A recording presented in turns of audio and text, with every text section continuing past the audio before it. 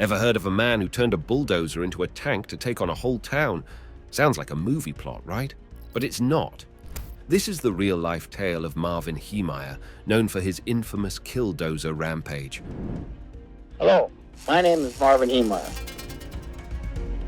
What drives a man to such extremes? Enough is enough. I'm not going to take it anymore. Was he a villain, a hero, or something in between? Let's dig into the story of the man behind the machine. Number 1. Marvin Heemeyer, the man behind the machine. Marvin Heemeyer's story starts, like many, with simple intentions. Born on October 28, 1951, in South Dakota, Marvin was the kind of guy you'd picture as a helpful neighbor. After retiring from the United States Air Force in 1969, he found his calling as a skilled welder. It's no small feat to serve your country and then switch gears to become a craftsman. You might wonder what goes on in the mind of someone who takes such a path. Marvin's life in Grand Lake, Colorado began as a picturesque dream. Imagine this, a man in his late 30s, drawn by the allure of mountains and forests, deciding to trade his 6-month vacation for a permanent stay. Grand Lake, with its tiny population, offered a serene escape. Marvin, a middle-aged bachelor, was known to be a hard-working, fun-loving individual. People who knew him described him as confident, outdoorsy, and quite the looker, too. Fast forward to 1992, Marvin's life took a pivotal turn. He bought 2 acres of land in Granby, near Grand Lake, with most of his savings, $42,000. That's a big chunk of change, right? Especially back then. He opened his muffler shop, pouring his heart and soul into the business. For a while, it was smooth sailing. His business didn't just survive, it thrived, becoming a well-known establishment in town. But life has a way of throwing curveballs. Things started to sour in the late 90s. Picture this. Marvin discovers that the land next to his shop, which he often used for access, was eyed for a concrete batch plant by the Dosheff family. This wasn't just any land dispute. Marvin had outbid the Dosheffs for his property years earlier, so you can imagine the tension. Now, this proposed plant threatened to block access to his shop. Talk about a neighborly feud turning sour. Negotiations ensued, long and tiresome. It seemed like a resolution was in sight when Marvin agreed to sell his property for $250,000, almost 6 times his initial investment. But then, in a twist, Marvin changed his mind, raising his price first to $375,000, then to a whopping $1 million. You can imagine how that went down with the Dosheffs. Communication broke down, and the local government stepped in, approving the plant's construction without Marvin's consent. Marvin was furious. He felt betrayed, not just by his neighbors, but by the very community he had become a part of. He poured $150,000 into legal battles, trying to save his business, but to no avail. His efforts to petition the town were ignored. It's like watching your life's work crumble before your eyes. How far would you go to fight back? Marvin's despair deepened as the town fined him over $2,500 for various violations, including not being hooked up to the sewer line, which, ironically, the town had cut off. Talk about being kicked when you're down.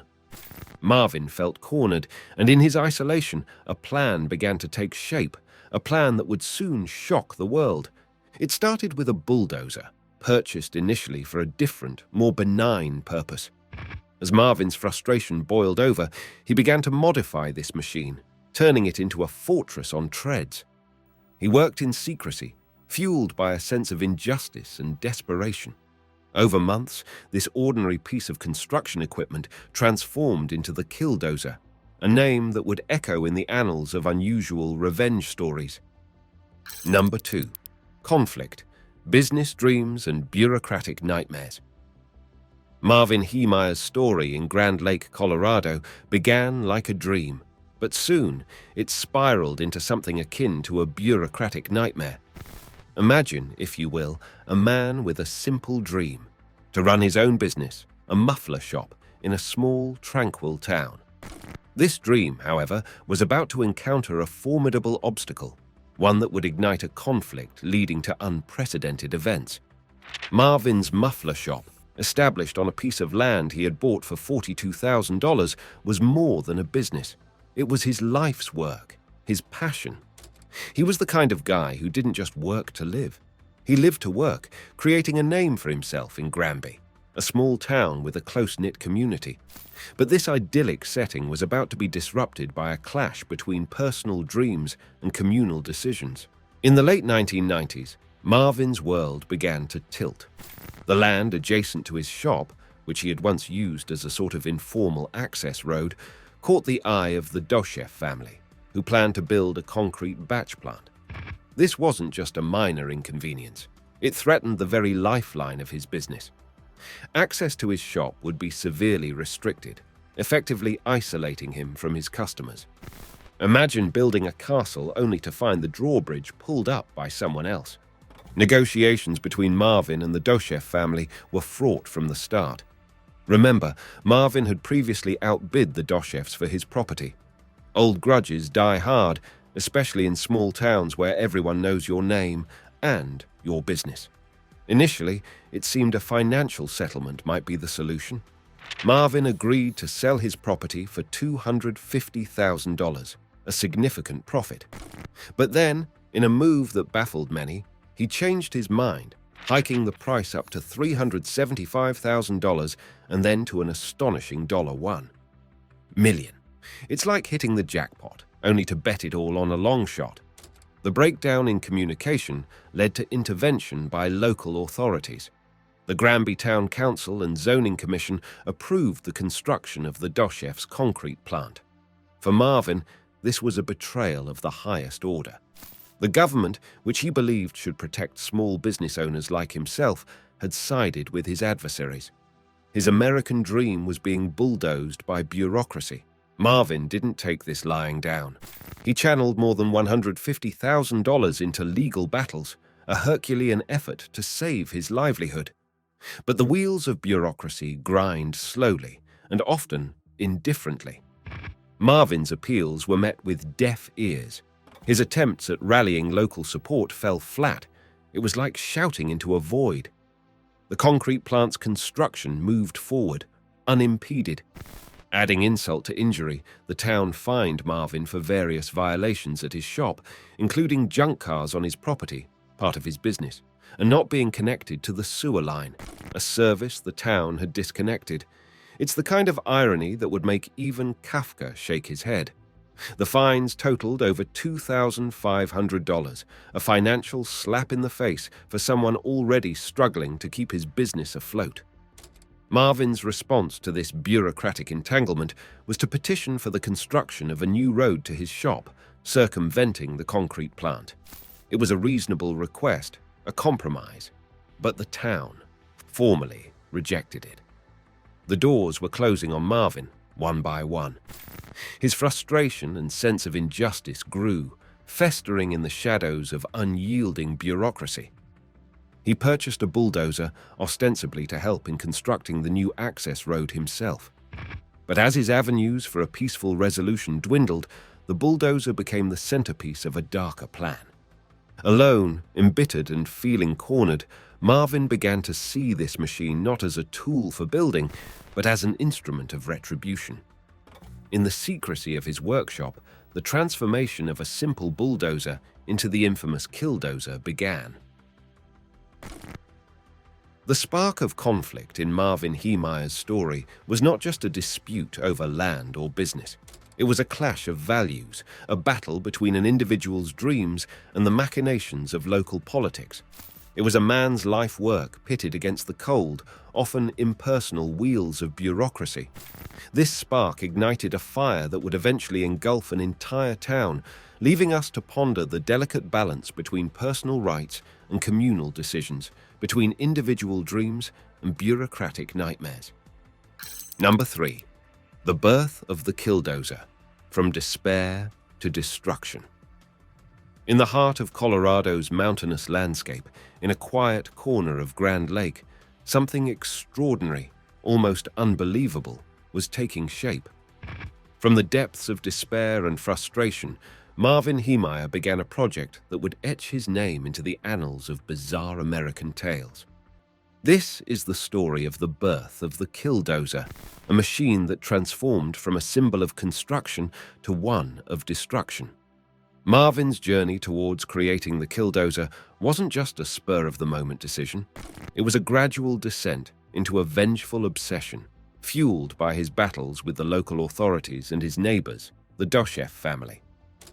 The bulldozer, initially bought for legitimate business purposes, soon became the canvas for his retribution. The transformation process wasn't just about welding metal plates. It was about a man welding his rage into something tangible, something destructive. Picture this: a man, once a respected business owner, now cocooned in his workshop, working tirelessly, night after night, on his bulldozer. This wasn't your average DIY project. Marvin was methodically armoring his machine, turning it into a veritable fortress on treads. He added layers of steel and concrete, making it impervious to small arms fire and even resistant to explosives. The once humble bulldozer was morphing into a monstrous avatar of Marvin's wrath.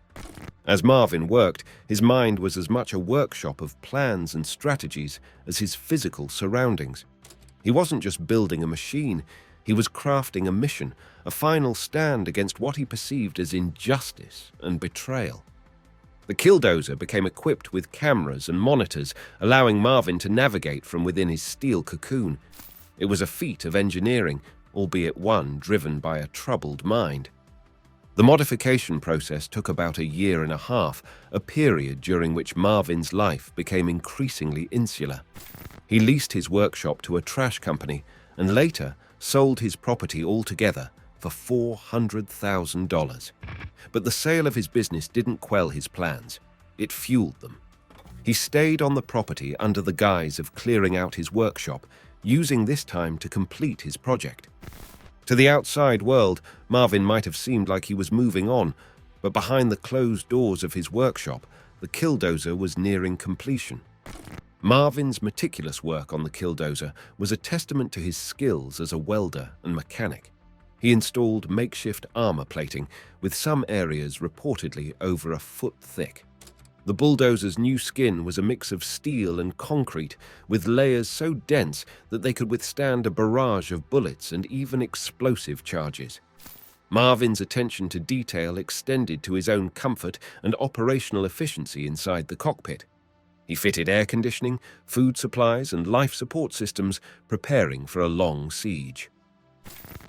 On June 4, 2004, Marvin Heemeyer sealed himself inside his creation. Once the hatch of the Killdozer was closed, it was designed not to open again, symbolizing Marvin's commitment to his final destructive mission. He had no plans of coming out alive. This wasn't just a machine anymore, it was Marvin's last stand, his statement to the world, and his ultimate act of defiance. The rampage that ensued was like something out of a dystopian novel. The Killdozer, with Marvin at its helm, tore through the town of Granby, targeting buildings associated with his grievances. The concrete plant, the town hall, the office of a former mayor, a judge's house, and other locations were in his sights. The destruction was methodical, deliberate. It was a physical manifestation of Marvin's accumulated rage and frustration. What makes this chapter of Marvin's story so perplexing and disconcerting is the meticulous planning and execution of the rampage. The Killdozer wasn't just a machine of destruction. It was a symbol of Marvin's lost battles, his perceived injustices, and his ultimate surrender to despair. It represented a turning point where a man, feeling cornered and betrayed by the system, took matters into his own hands in the most dramatic and destructive way possible. Number 4. The Rampage. A Town in Terror. June 4, 2004, in the small town of Granby, Colorado, was marked by a shocking event that seemed more like a scene from a Hollywood action movie than real life. This was the day Marvin Heemeyer unleashed his homemade tank, the Killdozer, on the town, turning it into a zone of sheer terror and disbelief. The rampage that unfolded would leave an indelible mark on the town and its residents, a day when an ordinary place faced an extraordinary situation. Imagine the disbelief and horror of the townspeople as Marvin, sealed inside his armored behemoth, burst out of his workshop. The first target was the concrete plant, the symbol of his grievances. The killdozer, with its fortified exterior, easily plowed through buildings and cars. Its armored shell was impervious to the bullets fired by local police, who stood in stunned disbelief as their small arms fire bounced off harmlessly. Marvin's path of destruction was deliberate and targeted. He headed straight for the town hall, a symbol of the local government that had, in his view, wronged him. The building was decimated under the weight and power of the killdozer. But Marvin didn't stop there. He continued his rampage, targeting the office of a former mayor, the home of a judge, and other locations tied to his years-long dispute. The scene was chaotic, like something out of a war zone. Police and SWAT teams were mobilized, but they were unprepared for this kind of assault. The killdozer moved slowly but inexorably through the town, its path marked by destruction and debris. The sound of crunching metal and collapsing buildings filled the air, a cacophony of destruction that would have been unimaginable just hours before. One of the most chilling aspects of this rampage was Marvin's preparation. The killdozer was equipped with video cameras and monitors, allowing him to navigate from inside his armored shell. The machine was so well fortified that attempts to stop it with a front-end loader and even explosives proved futile. Marvin had anticipated and prepared for almost every contingency. Despite the massive destruction, it was miraculous that no one besides Marvin was killed or seriously injured. This fact, however, did little to diminish the terror experienced by the residents. People watched in disbelief and fear as the killdozer made its way through their town, realizing that they were utterly powerless to stop it. Businesses and lives were upended in a matter of hours, the physical and emotional scars of which would linger long after the dust settled. As the rampage continued, a sense of desperation set in among law enforcement. Standard police tactics were ineffective against this kind of assault. The killdozer was not just a piece of heavy machinery. It was a mobile fortress, seemingly impervious to everything thrown at it. The event escalated into a state of emergency, with residents evacuated and local authorities scrambling to find a way to stop the destruction. Marvin's carefully planned route of destruction eventually led him to an unexpected end. After several hours of rampage, the killdozer became stuck in the basement of a hardware store it had partially demolished. The machine, which had seemed unstoppable, was finally immobilized.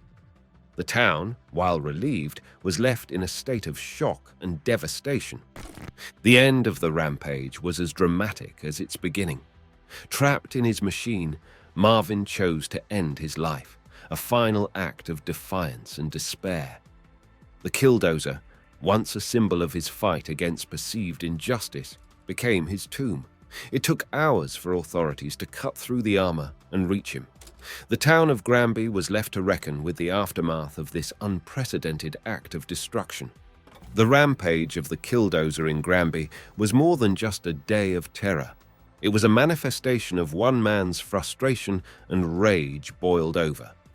It was a stark reminder of the consequences of unresolved conflicts and the extreme lengths to which a person might go when they feel utterly betrayed and cornered. The story of Marvin Heemeyer's rampage is a complex tapestry of personal vendetta, perceived injustice, and the terrifying power of human ingenuity used for destruction. It stands as a bizarre and tragic chapter in the history of small-town America, a stark example of how deep-seated grievances can escalate into unimaginable violence. Number 5. Aftermath. Reflections and consequences. In the wake of the killdozer's rampage through Granby, Colorado, the town was left to grapple with a landscape of physical destruction and emotional turmoil. As the dust settled, the community faced the daunting task of rebuilding not just their buildings, but their sense of security and trust. This chapter of Marvin Heemeyer's story is as much about the resilience of a small town as it is about the consequences of one man's extreme actions. The immediate aftermath was a surreal scene of destruction. 13 buildings were damaged or destroyed, with the total damages exceeding $7 million, a staggering sum for a small town. Granby, which had once been a quiet, unassuming place, found itself thrust into the national spotlight, a symbol of the unexpected and unexplainable violence that can erupt in any community. As news of the rampage spread, so did the opinions and debates. Marvin Heemeyer became a polarizing figure. Some viewed him as a folk hero, a man pushed to the brink who stood up against what he perceived as injustice. Others saw him as a villain whose grievances, no matter how deeply felt, could never justify the terror and destruction he caused. This dichotomy of opinions reflected the complex nature of the incident. It wasn't just black and white, but shades of grey, filled with nuance and conflicting emotions. For the residents of Granby, the physical rebuilding was only part of the challenge. The emotional and psychological impact was harder to quantify, but just as real. The town had been violated in a way that few places ever experience. There was a sense of lost innocence, a realization that even in small, tight-knit communities, violence and chaos can strike.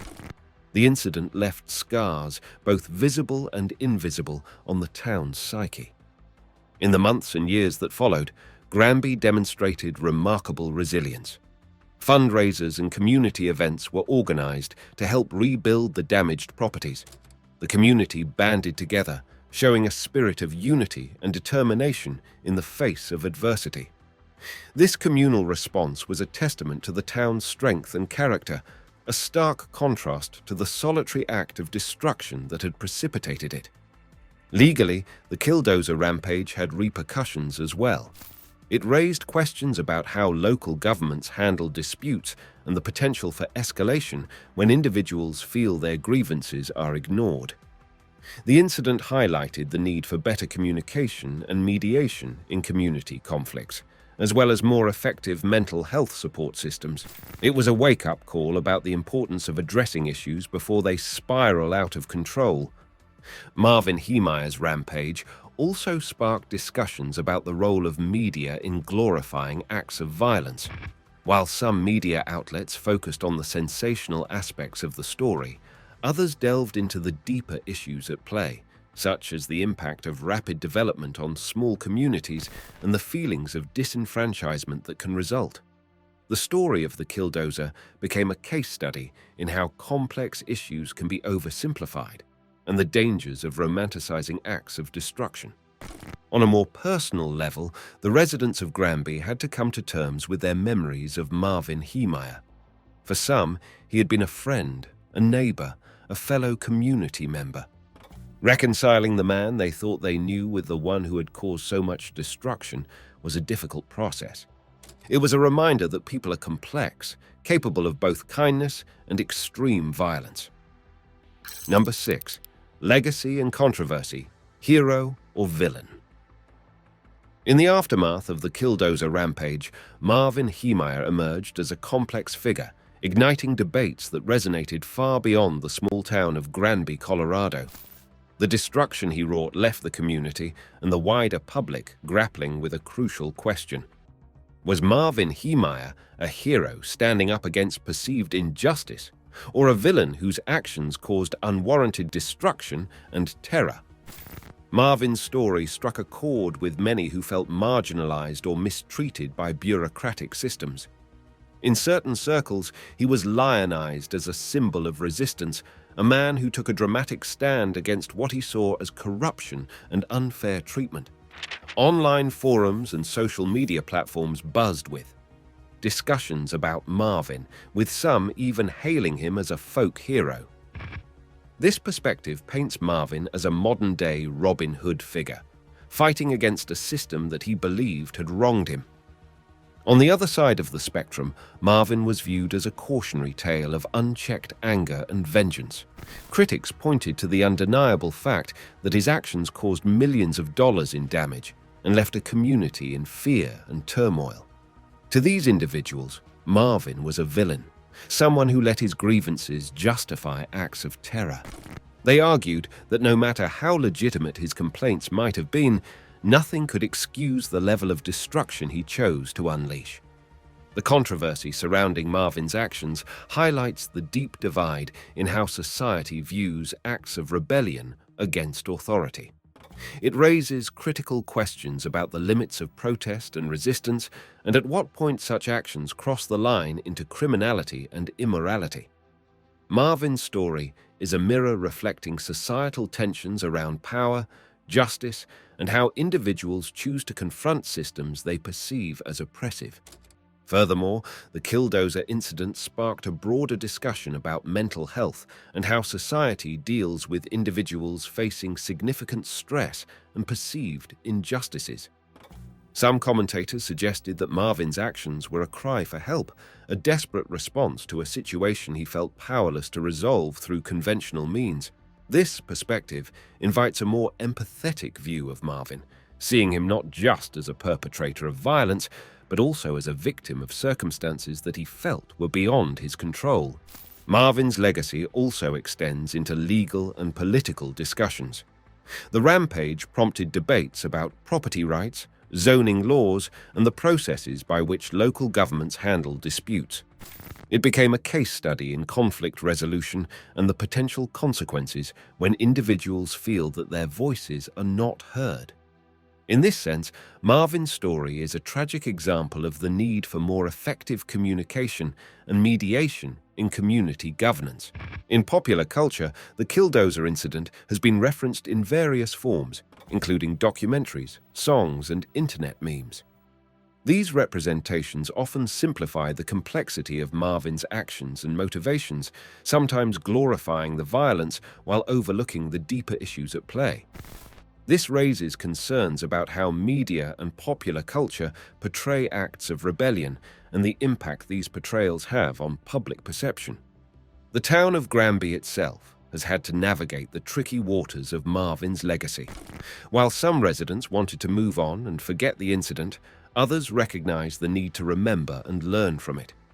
Proposals to turn the Killdozer into a tourist attraction were met with mixed reactions, with some seeing it as a way to capitalize on the town's unexpected fame, while others felt it would be in poor taste